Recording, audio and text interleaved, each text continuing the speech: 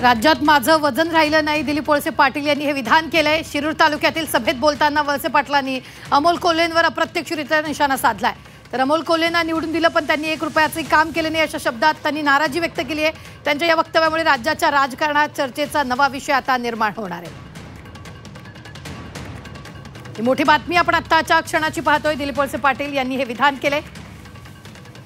राज्यात माझं वजन राहिलं नाही असं त्यांनी म्हटलेलं आहे।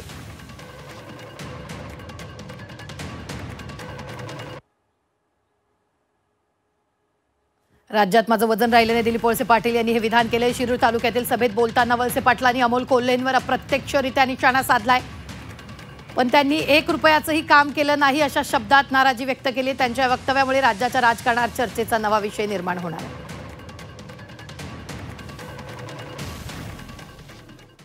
या वेळेला काय झालं काय माझं मलाच कळलं नाही।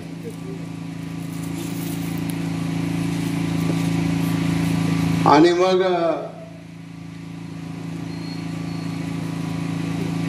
म्हणजे जास्त नाही पण थोडं वजन माझं राज्यात कमी झालं। तुम्ही सांगितलं 50 कोटी रुपये दिले,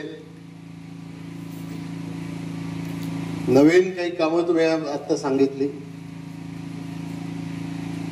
आणि मग